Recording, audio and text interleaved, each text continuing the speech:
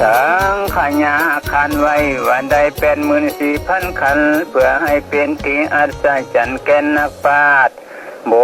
ขอให้ขาดของธรรมเพื่อให้เป็นยายำอันลำยิ่งให้สัตว์ทั้งหลายได้ดูดกินแล้วจริงให้หายเสียยังสติสารมวล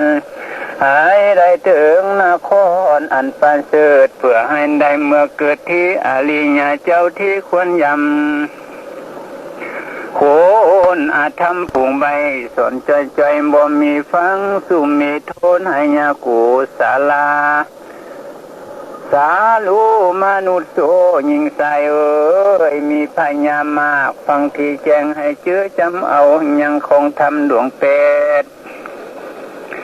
นี่ละผ่านแค่ส่งใส่ยางามกรรมฐานทวนเก่านำสัตว์เข้าสู่นิละพานสาธรรมโมยาวยานกว้างไผ่โบอาจอ่างอยู่ถึงทองคำทรงอันเปรปันไว้ไผยันได้อยู่เมามัวพุทโธธรรมโม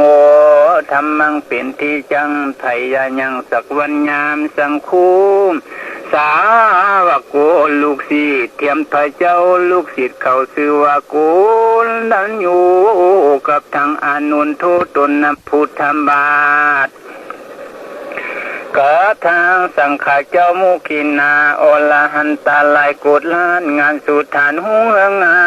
มให้ได้ไว้ต่างใจพาเป็นเจ้าไว้อยู่เผาสืบสอนธรรมตามคำสอนพาสัพพญูสอนสั่งไว้เป็นไม้ไตโยยวงทางผ่านบุญขวางแต่งไว้ให้เป็นที่ไว้แหลมบูชาแก่คนและเทวดาเท่า5,000 วัฏฏะเป็นที่จังไผยังคอยกระทำบุญอันเป็นคุณในเมืองฟ้าและนิลพานสงสารยามบทใบอย่าพากันถอยให้จากของธรรมให้จำนำอยู่จ่อยอย่าได้ว่าคำพางพาจมพังแห่งกาลาสีเป็นจริงในออกในธรรมควรจำนำอยู่จ่อยพุงคนใบบ่งเคยผู้คนมีปัญญามากยันได้สายได้ไว้นาเข้าสู่นิลพานพาโคสจารเห็นที่แจ้งพาตนแมงบอกปันเฮาสมสเหลาคนผุงหูอยู่ใจควายหูของหลายคืออุบายกันเล่าแก่วิเศษแท้แห่งของธรรมของเป็นกรรมหาบอกกันเล่าได้คนปรุงใบบทเราใส่ใจตามมันอาการบอมีแจ้งมันว่าแมงตัดของธรรมดาเป็นดังคนเสียตาและหูหนวก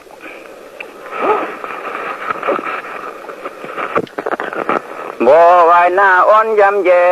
งแปลงใจแข็งต้องตันว่าตันโดยขาดสุอันมันทอแปลงใจน้อมสมสื่นพร้อม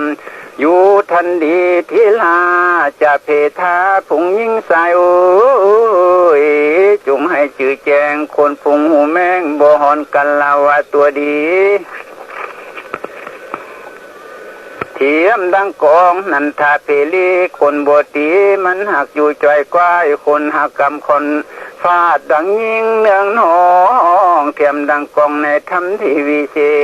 ษแท้พาจริงแก่เป็นแกนสันดีผงโลกีเอ้ยให้ฟังที่แจ้งพาตนแมงบนได้กะเล่าความพางอุปมาคนเฮาในสงสารนี้นะมีหลายท่านบางพองค้านบอกกระทำการบุญส่วนตนขึ้นฟ้าคอยเอาไว้นาหนีจากของบุญอันหนึ่งเป็นดังแมงวันเขียวบ่หุ้มหุดดอกไม้จ่อยคว้าแสวงหาของอันใดเหม็นสาบให้มันจริงคว้าแสวงหาบางพองมีปัญญาสับสอแซวแต่ของบุญบ่นาบ่ให้ขาดยอมสังวาสภาวนาหายสุกาบาปใหม่มากไปไกลผู้มีพญาเทียมดังภูมิมาลาแมงผู้ไปกว่าอยู่กามละอองบุพาเผยแผ่การคำบ่ยานแอวบินไปแม่นว่าไกลแสนว่าเขาก็ยังแอวเต่าส สมหดเฮาดอกดวงบานสงสารเอ้ยแหล่งลางจงให้พากันวายหน้าสู้ของบุญอันเป็นคุณนำตนขึ้นฟ้าให้ได้วายหน้าเข้าสู่นิลพานสงสารเอ๋ยจงฟังให้แจ้ง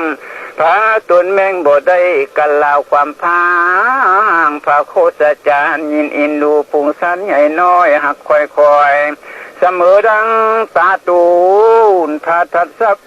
ลกดเกวนแล้วพระตนแก้วเห็นสองโสลญาณท่านหนูจ้าท่านนาส่วนดังเขาของลายกุลานเจ้าบอยยานสะใจให้เป็นทา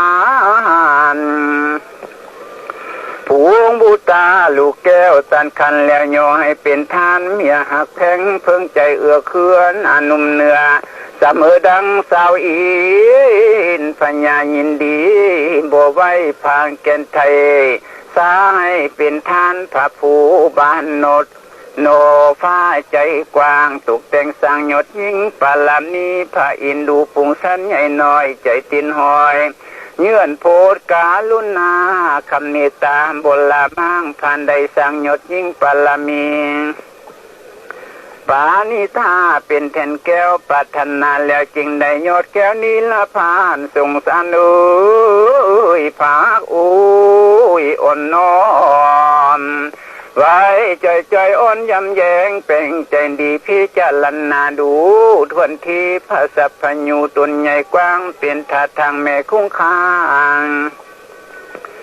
นอนกลางคืนให้คืดถึงคุณพระเจ้าถูกคำเศร้าตั้งว่าพุทโธพุทโธเป็นคนในสงสารยามบอดใบให้อยู่ใกล้ผู้มีปัญญาหำเพิ่งหาอย่างของอันชอบให้ประกอบด้วยของบุญ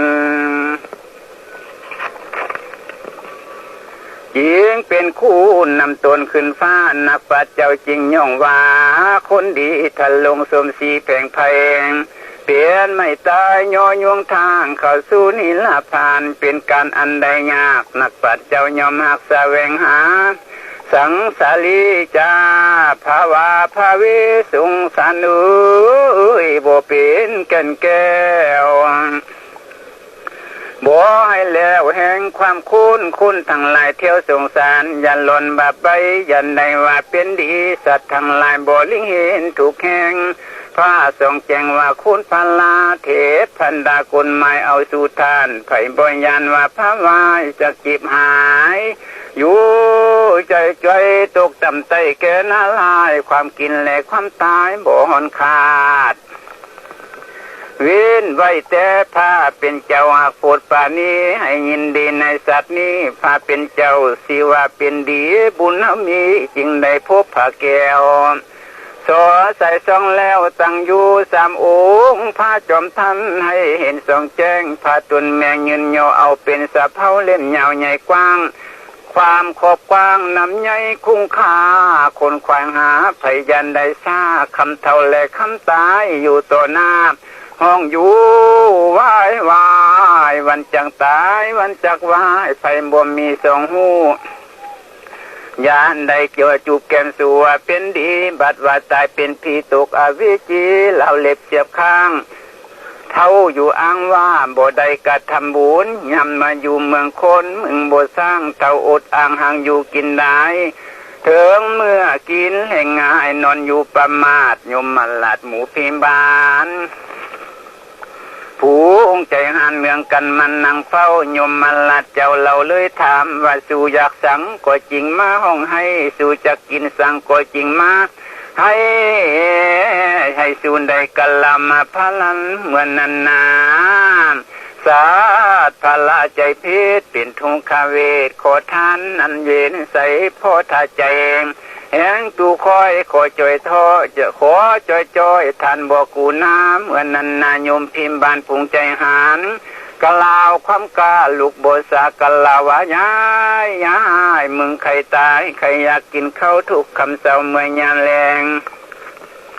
กูจะแป่งให้สู้กินอิ่มท้องเจ้าพี่น้องบ่มีให้ยาเครื่องสั่ง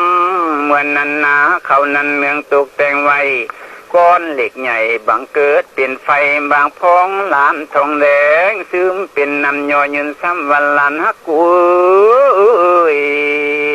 มึงหาขอเว้ยว่าอยากกินข้าวแต่เมื่อเช้าจงกินเด้ทุเลลำบางไม่ลวดห้องให้คำขอวอนว่าผ่าสายสมอนพอเป็นเจ้ามาจบเงาให้สนองกรรมกระทำเวรบังเบี้ยโดยถูกคอยเวทนาอันนินนามบ่ใส่เข้าท้องหล่อเบาเกิดเป็นไฟเลือใจดีมาให้กินทุกมือบ่ยินดีขอปานิยาค่าขอไว้นาโพดว่างเวนอินดูปล่อยคอยขอข้าน้อยได้เมื่อเกิดในเมืองคูนกระทำกุศลทรงบุญหาเจ้าถูกคำสาวยันนำภาวนาทรงบุญหาพ่อเป็นเจ้าเมื่อนันนายมมาลาสาธิราชเข้าปากกะลาวเอาบ่มีเอาที่ใจเขาโยกดับคืนห้องสะอื่นโหนั่นเนืองเขาปุ่นเปลืองห่างใส่คนเล็งใหญ่ยาวฮีกระทำฤทธิเดชกายกยืนฟ้าปะเลียงไปขอเล็กลูกเป็นไฟกบปากไว้เต็มวางห้องงำให้ข้างอยู่ทั้งสองมือถือขอเล็กสักจองไว้ใจบ่มีวางเกี้ยวเกาะข้าห่างสักจองไว้ห้องใจบ่กูนาลาวเล็กปักหูตาเลือดยังย้อยคอยจอยพวกกูนานำท้องแดงกินต่างแกงยินเลือดหอนเล็กแดงค้อนหากเป็นของสูหำเพิงดูแต่พันหลังสัตว์ก่อนกี้เมืองหากกระทำบาปสิ่งนี้แต่เมืองคุณกูนาสังหลังดังลือได้บ่ไหวแต่ตามวินทูเลวคนบำนาถอยซากำบับกาแต่งมึงเองพาพอกระทำเว้นบ่ใส่น้อยคอยจอยบ่วางเว้นบางพองแกดึงแขนถูลากเลยสังลักถูไปเลือดลำไหลย่อยยังบางพองบายเอาขวานมาถักห้อยคอยจอยบอกกูนาบางพองเกิดเป็นมาตัวใหญ่ทอสร้างอาปากกว้างเฮาหอนน้ำสุนัขามาดำตัวลายดังอาปากกว้างเฮาหอนไปมาจังไรกบจีกินอย่างเนื้อลมตีนแปรเนื้อมุนขาดเหี้ยวหายไปขังอวยตายเปลวไฟละไมห้องไม้ปบพวงไปมาตัวกลางคู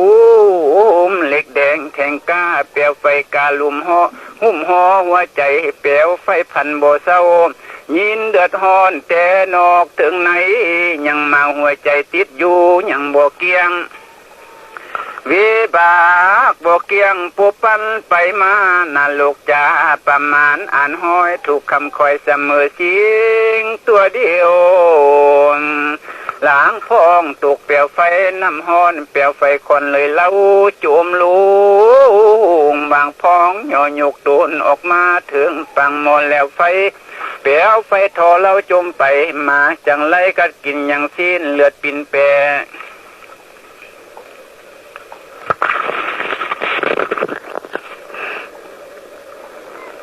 เลยเหี้ยหายไปครบสองตาตินจองไว้หมาคำได้ตินมือมาจีกันขาพาดเนื้อมุนขาดหลวดเมียงมอลนางบางพ่องแลนขึ้นเมื่อถึงปลายไม้ว่าจักได้อยู่บนดีใบไม้ใหญ่ยาวฮีเป็นดวงดับกาเปลืองปิ่นพาหัวลงมัวเมาลูบลงโบซามาอยู่ใต้หอนเฮาโวบางพ้องยังอดใจค้างโอ้ยตายน้ำท้องปักซอปักทองปายปิ่นซองอยู่สวัยกาสวกทองอยู่เทิงปลายไม้ห้องจ่อยสับตอดหัวโลงตกกลางคุมบัวท้องสาใหญ่กว้างบัวเกิดข้างซื้อว่าตาละนี้ถูกพันปีบ่แล้วถูกเจียวนำปามบัวท้องเครือไว้ยาวปลูกพันไว้น้ำก็ใส่ออกเหี่ยววายไปข้างอวยตายเจ็บปวดใส่ห้องหำให้ถูกคำล้อตาย ใส่เหี่ยวห้อยตนลงคูแม่นำหอนเปลี่ยนเอือดยำเกลือบอนดึงดักตนพลใดถูกแสบไม่เพื่อบาปเว้นหลังบางพ้องถือคอกขังขังคาบ่พลใดบางพ้องตกคุมทานไฟแดงเปลี่ยนแปลวแผงผายแผ่กว้างไฟแวดข้างบังเกิดเป็นควันอักขีมบ่เห็นสังกับแลนคืนทุกสู่มือบ่เห็นกันเหมือนดังเอาเข้าสารยัดใส่ไทยไว้ห้องจ้อยบ่เห็นกันบางพ้องนอนหงายเหนือแผ่นเหล็กกาแผ่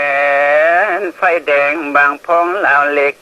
เสียบข้างบ่อาจอ่างลูกย่างไปมาลาวเหล็กปักหัวตาใจขาดเน่งไว้ห้องจ้อยคำขอวอนบางพ้องมัดทินมือ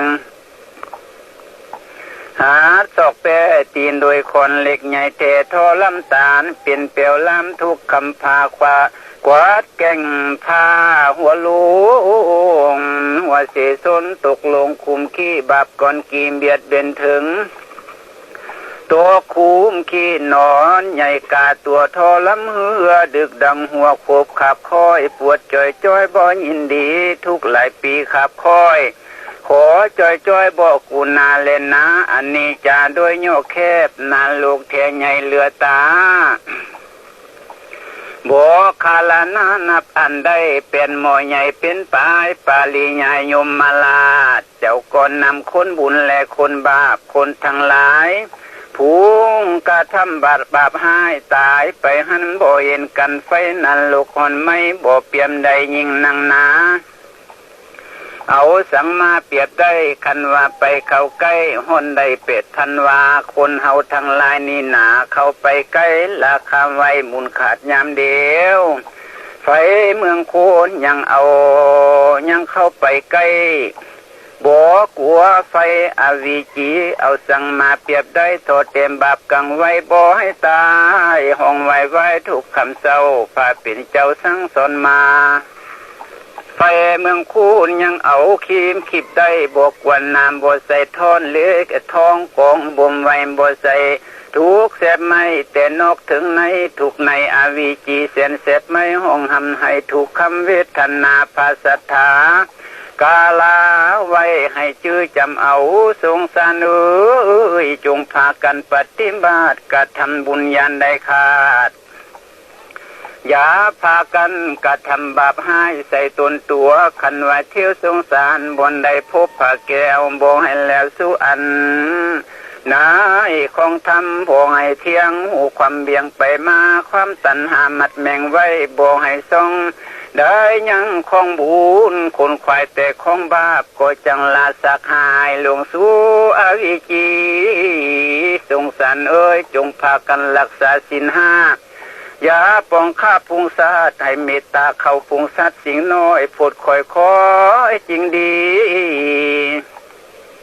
โบโตนแมนปานาภาสังไว้ยันได้เบียดเบียนสัตว์อาทินนามีเจ้าของเขารักษาไว้ท่านบ่ให้ยันได้ลบล้นเอา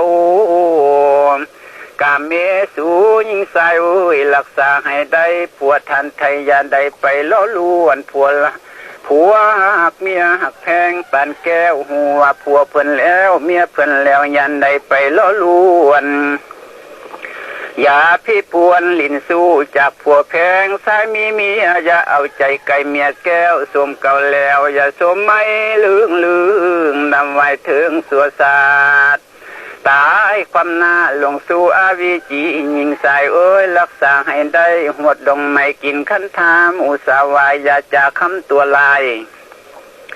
เลี้ยวยันได้ทราบโซเชียลให้ทันจิบหายยากะลาวความเป่าได้บัวเป็นประโยชน์อย่าได้ทรัพย์โสโทษให้ท่านพิดกันใจตืบตันบ่เห็นคุณและโทษใจโกรธกาพาลูบ่ฟังคำพระสัมพุทโธพาเป็นเจ้ากินแต่เราอยู่ทั่วบอกกลัวเก่าอันเป็นบ้าบาดว่าตายเป็นผีตกอวีจุยจีครอบกินเหล้ายมมาลัดเจ้าบ่วังเวินสงสารเลยไปยังปราศจากได้นำเราแหลมมัวบ่ อันกลัวเป็นผวยภัยครอบด้วยน้ำเล่าพระพุทธเจ้าย่องย่อคูณเกิดเป็นบุญส่วนตัวขึ้นฟ้าได้ไว้หน้าสู่ที่ดียิงสายจงรักษาอินที่นำแนบจินหาและสินเปดแต่วินัยเปลี่ยนสินใสสองแจงสืบเมื่อน้ำบ่ถอยซาเป็นนักขายานดวงดับกาบเลี้ยวผ้ามางผ้ากันดานนักขายานดวงประเสริฐสูงลำเลิศหาประมาณวิกาลผู้สัตวันใส่ตกเบียงซ้ายอย่าได้กินสิ้นมักไม่ผงมูโภชนาอาหารทั้งเสียทั้งของกินกับข้าว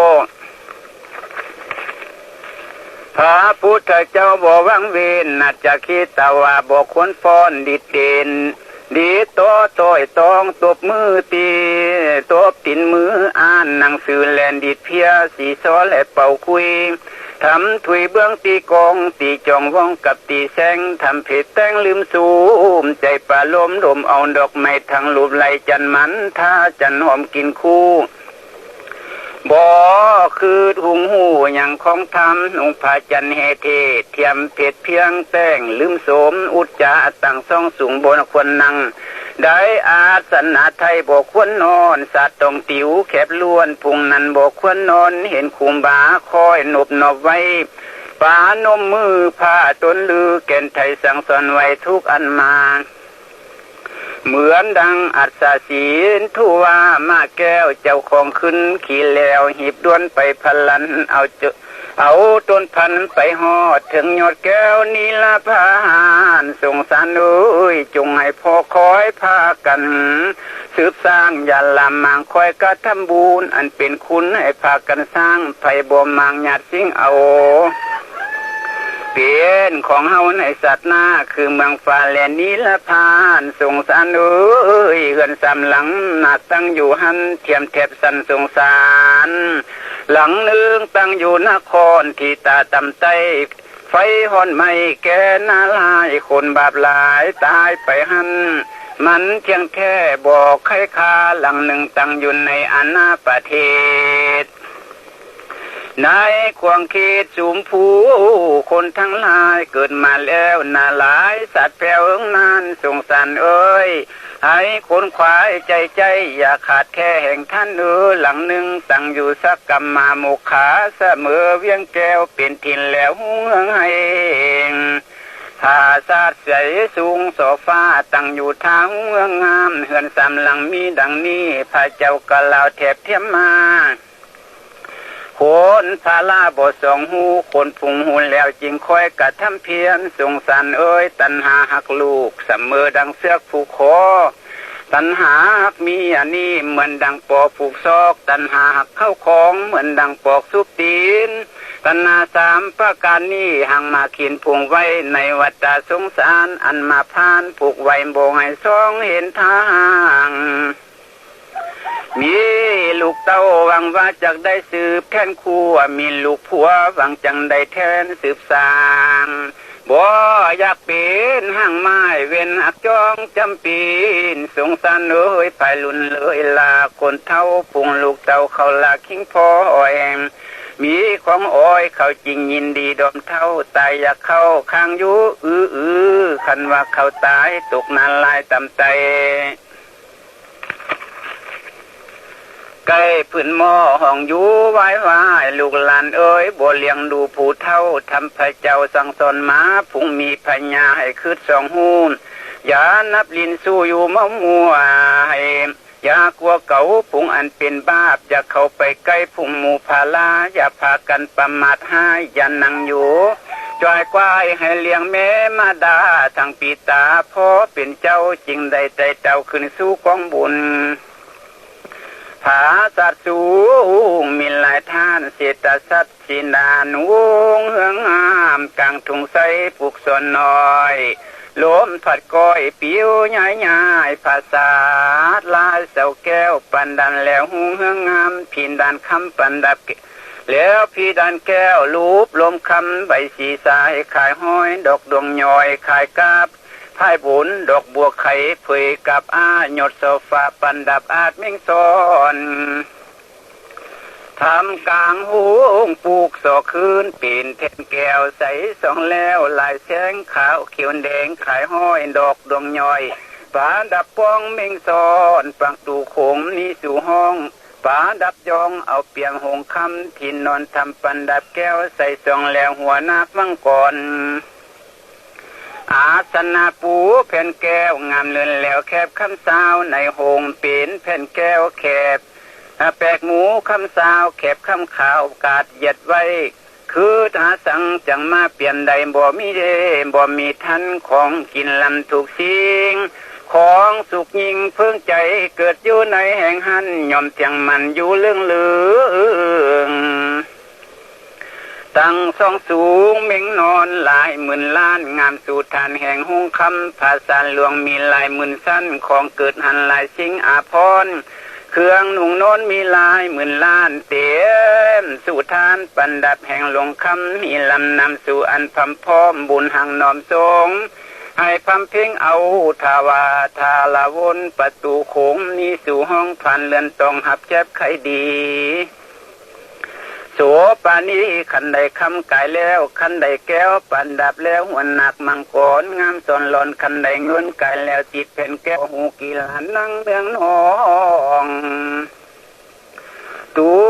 ลิญาไว้สังปีแก้วนั่งยวนแล้วประสงค์เสบูสามาโนลาก่อนแอนไม้งามลีลายเอ้ยเสียงวอนนั่งนครสาวสวรรค์ผักฟ้าหาสังจังมาเปรียบได้ที่เมืองโคนมณฑลหูสูบซอดต่างแก้วปอดฟ้อนอ้างแล้วอยู่หงคำมีสู่อันบ่ให้ยากถูกทุกภาคโพสนาหมักผู้ใส่ขันคำตั้งไปของทีมใดเกิดด้วยบุญต้นกาลาผึกงามยิ่งย้อยเครื่องทีมหอยเกิดมีมากแต่สาขาเกิดพร้อมตั้งอยู่ล้อมหุงเมืองงามดองบัวคำเผยกับบานอยู่ทายาทใหญ่ไปของมีในองค์คำบ่อาจเสียงหลายผักเกียงอยู่ลำน้ำคำแพงคำแวดวงแล้วกำแพงแก้วแวดวงในของเพิ่งใจมีหลายล้านตั้งเป็นฐานหูเมืองงามควงสนามปูแผ่นแก้วงามเลินแล้วแห่งคนดีเพิ่งสมศรีสัพพะพร้อมเกิดเวลล้อมมีมานาพุงสาวเทพดากันละยามากกว่าล้านนั่งอยู่ทาที่องค์คำบัวละบัดนำสู่ท่านยอมปักตานเสียงมวนสูนสูมเกิดปีนสาวสนมผักฟ้ามบดถอยสายหยดยิงทางสมพันเพลงเพื่อบุญเจ้าสมสืนเผาที่หงคำเป่าละบำสมเสพท่ายอมไว้หน้าพ่อและดูว่าผัวฮักกูเกิดอยู่หลุมฟ้ายังจังใดไว้หน้าขึ้นมาบ่เดีสวมผ่านเพลงบทถอยซ้ายอยู่ของทาวานานมาพุงสาวนุ่งห้ำสวมสีงามเลือดลำผมเกียงข้าซ้ำผิวพองวันคำจำปาเกสันดำใส่ซองดอกไม้กองวันคำอันนี้วันของเกศสวมเพชรเพียงมายาสวมสีงามไว้วองเหนือเกียงอ่อนทั่วละทวายเสืองสายโขบเขียมเก้าเงียงสายเบียงซ้ำใบนุ่นเนื้อไปอ่อนเอ็นสองต่างแก้มงามยิ่งแย่มีสีสมวันดีบัวเศร้านมตุ่มเต้าทั้งสองคือบัวทองจุ่มจอเต้าตาเขียเข้มคิ้วแอวกุมสอนล้อนคอตกป้องสองภายแก้มมาแปลงผิวคำสองตันดำในลีเลือดพอเจือดเยี่ยมโตพอตายสายใดเห็นยอมหายคำกังวลและถูกโศกงามลื่นโลกกว่ายิ่งเมืองโคนเป็นที่สนละวนใจผงสายหนุ่มน้อยค่อยๆใครเพื่อแพงพอว่าบุญเพื่อนแพงขึ้นฟ้านั่งข้องทาอยู่สะไวหูบางดีใส่ปอดอ๋อลอดแขวใส่ดีไผเห็นยอมตีอกตีทวงลูบไล่สักใส่นายเมียตนมนทนหูสุบซอดแล้วต่างกงแก้วเหล่าคำหมานิวันปากปิ่นเก้านมตุ่มเต้าเต็มดีผิววันสีหยดยิ่งสิ่งนาผาแค่ไข สวมสีไว้แหวนยิงแขนสวยสิงเล่าคำตาดำไหลลีเลือดนิ้วหน่อยเสียดซบแหวนแขนแผ่นเพิ่งสุบมาวเนื้ออ่อนลาวเกิงสำลีเหมือนอิทธิโทรพาดลายขับเคียงพันทีเหลือหาผู้ดีเอาสั่งมาเปรียบได้ยินแต่เสียงฟังเว้าเจ้าก็เยือกคิงพองสัญญงคนถูกเส้นย้อนคำปากเจ้าแยมปากแก้มหัวเปลี่ยนที่ใส่เมามัวดอมเจ้ามานั่งเฝ้าที่องคำแกงจำมนเห็นแห่เฝ้าได้เป็นเจ้าแก่กันละยาเทพพันดาอยู่ฝากฟ้ายอมอยู่ท่าของเฮาผัดสีเล่าปันถอนแก้วงามเลินแล้วปูนปองหัวนมพองปันเสียนไว้ทันดองไม้ของเกศแซมผมขิงข้าวโกมปันถอนก้อยนิ้วมือเทียนอกว่าเพียงทองหาบุญแต่ก่อนกี้อยู่เมืองคนจิงนำตนพันตาคนใจแผ่นฟ้างามแหล่งลายิงแสนคูนเนื้อมุยเนื้อมีสีผิววันดีอ่อนอ้วนงามลื่นล้วนภาพแสนยิงคิงใส่ปานทนแก้วสูบส่วนแล้วเปียบคำแดงสาวเมืองคูนลือจากปุ่นเปลี่ยนใดได้เป็นสาวทิศไทยพันสวรรค์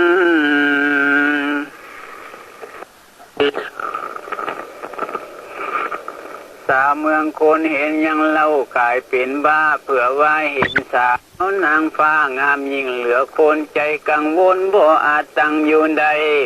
เหลือ3 วันบ่ใหญ่ยังไปเปลี่ยนไผเล่นไผคุณจริงได้เมื่อเกิดหันในถิ่นนั้นบ่ไขค่าอายุยืนพันปีบ่หอนเท่ายังหนุ่มเงานงหามสุขสำราญอยู่ทางย่องฟอนดิดลิ้นอยู่หลายมื่นนานบ่หอนให้คำจิบไม่บ่หอนมีสุขยินดีถูกคำเศร้าตาบต่อเท่าสัวเสียวังบ่อนใดกระทำกันสั่งหุบพายบ่หอนเป็นห้างไม้อยู่เสมอดีพุงสาวกันละยานี้อยู่ทางคับแอนฟอนย้อนดิดนิ้วลิ้นอยู่ย้อนในนาครทุกคำเศร้าเฝ้าได้เป็นเจ้าแก่เทพดาเกมมาลาดวงดองไม้สันลุมไหลสีทาหอมหวงเอาหอมตัวเท่าที่เวียงใสสุขเต็มใจภัยใครใด